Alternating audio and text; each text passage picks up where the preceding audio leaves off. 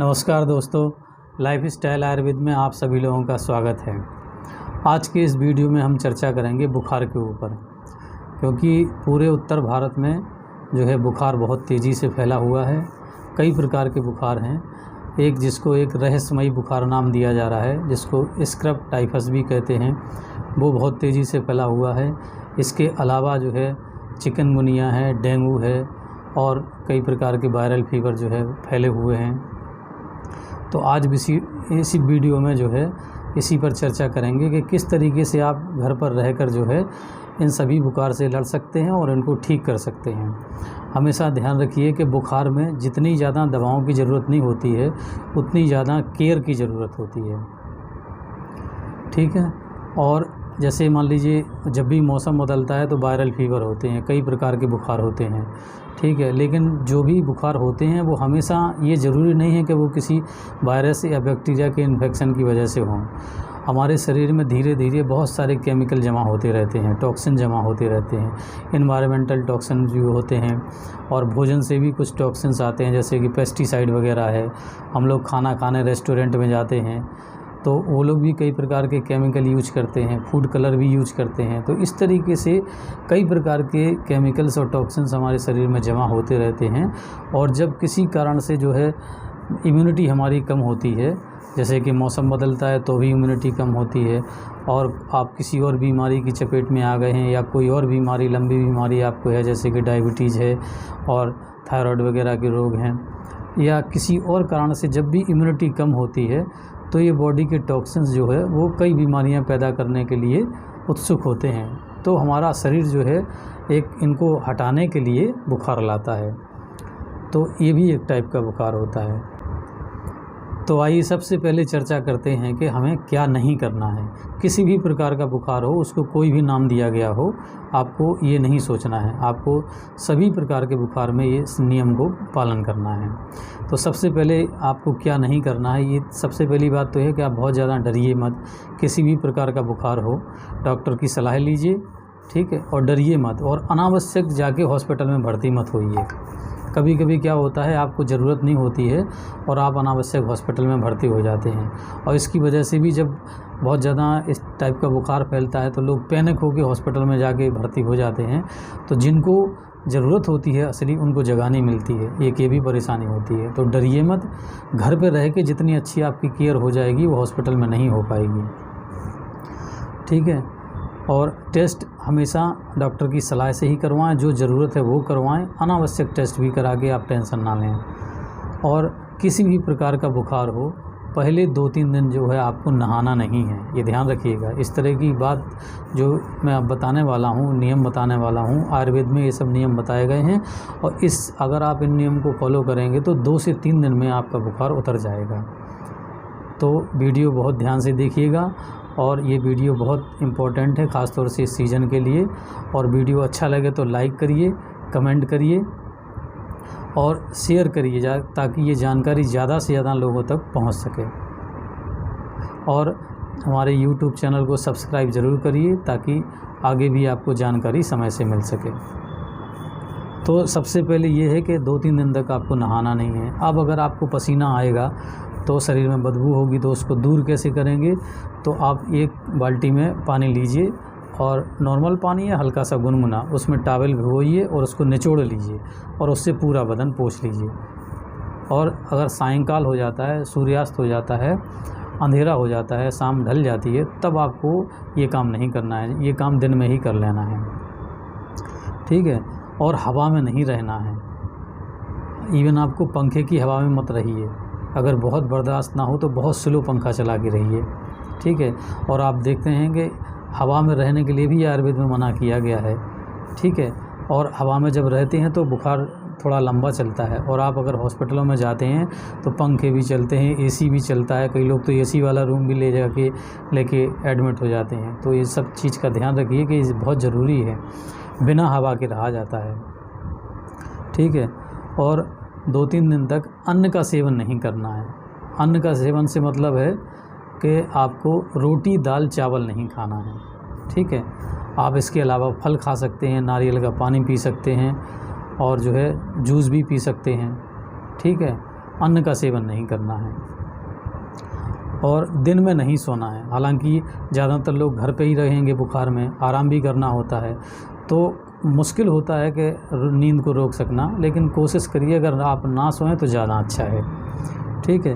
और अभ्यंग नहीं करना है। अभ्यंग का मतलब होता है जैसे बुखार जब भी आता है तो बुखार में एक तो टेम्परेचर होता है, शरीर गर्म हो जाता है, और दूसरा ये होता है कि शरीर में बहुत बदन दर्द होता है, पूरा शरीर दर्द करता है, कमज़ोरी बहुत होती है। तो ये बुखार का लक्षण होता है, इससे डरने की ज़रूरत नहीं है। बहुत लोग डर जाते हैं कि हमको बहुत तेज़ हेडेक हो रहा है या बहुत पूरा बदन दर्द कर रहा है, कमज़ोरी हो गई है। तो बुखार में ये सब होता ही होता है, जब तक बुखार रहेगा ये सब रहेगा। तो आपको ये नहीं सोचना है कि हमें शरीर दर्द कर रहा है तो हम तेल लगा के मालिश कर लें, ऐसा नहीं करना है। बिना तेल के मालिश कर सकते हैं, उसको मर्दन कहा जाता है। तो लेकिन तेल लगा के ध्यान रखिएगा, कभी भी मालिश नहीं करना है। अगर तेल लगा के मालिश करेंगे तो पसीना नहीं निकल पाएगा अच्छे से, तो आपका बुखार में दिक्कत होगी, ठीक है।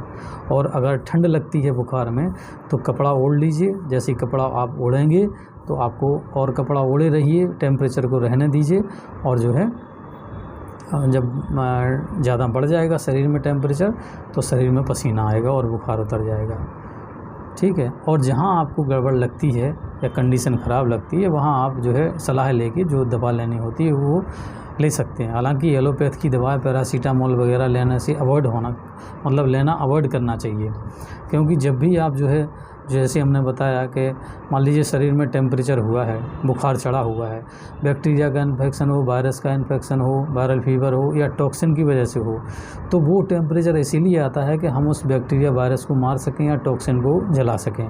और आप उस समय अगर बुखार उतारने वाली दवा से बुखार उतार देंगे तो शरीर जो है वो काम ही नहीं कर पाएगा जो करने के लिए वो आया था, तो बार बार आएगा। कई बार इसी तरह बुखार चलता रहता है।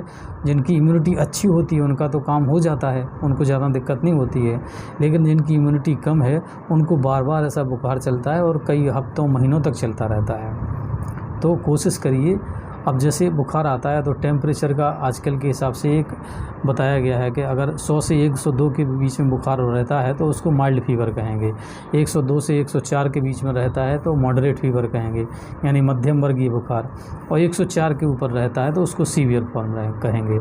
तो मध्यम वर्गीय बुखार तक इंसान बर्दाश्त कर सकता है। हालांकि ये कंडीशन पर भी डिपेंड करता है।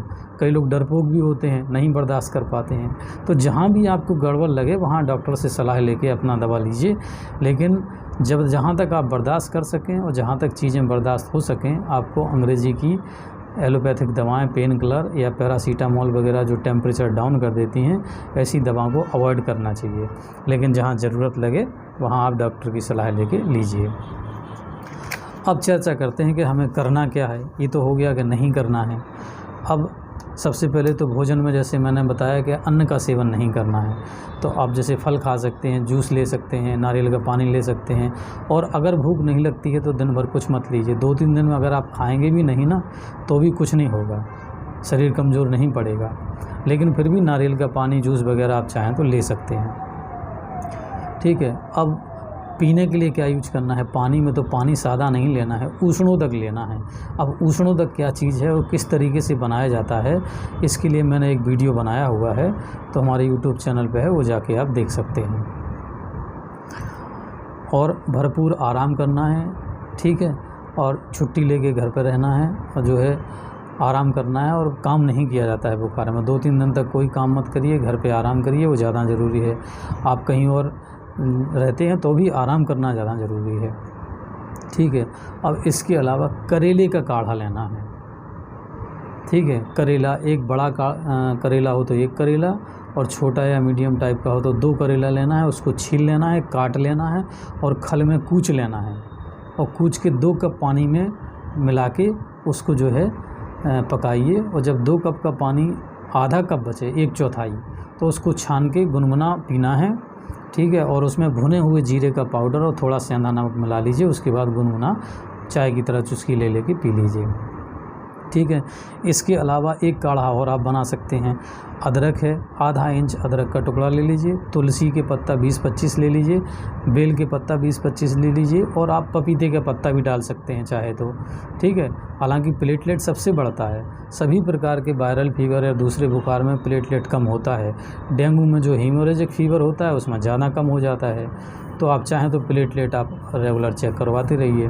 हालांकि ये सारे उपाय जो है प्लेटलेट बढ़ाते हैं आपके। इसके अलावा जो है आप आयुर्वेद की दवा का प्रयोग कर सकते हैं। जैसे अभी मैं एक रिसेंट जो है अपना किस्सा सुनाता हूँ। हमारे कैंसर के पेशेंट हैं, उनका इलाज हमारे यहाँ शुरू हुआ ही था कि कुछ दिन बाद जो है उन्होंने फ़ोन किया कि उनको बुखार आ गया, बहुत तेज़ बुखार था, उनकी इम्यूनिटी बहुत कम है, वो बहुत कमज़ोर हो चुके हैं। जहाँ बाहर कहीं इलाज करा रहे थे अपना एलोपैथिक चाहे जो भी, तो वज़न घट गया उनका और काफ़ी उनको नुकसान हुआ। तो इम्यूनिटी बिल्कुल बहुत कम है, उनका 60 किलो से लगभग 38 से 39 किलो वज़न हो गया है।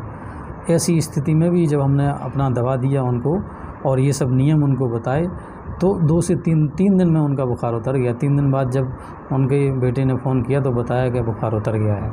तो जब ऐसी कंडीशन, ख़राब कंडीशन वाले, कम इम्यूनिटी वाले पेशेंट को भी बुखार में आराम मिल सकता है तो एक नॉर्मल इंसान को तो आराम मिल ही जाएगा।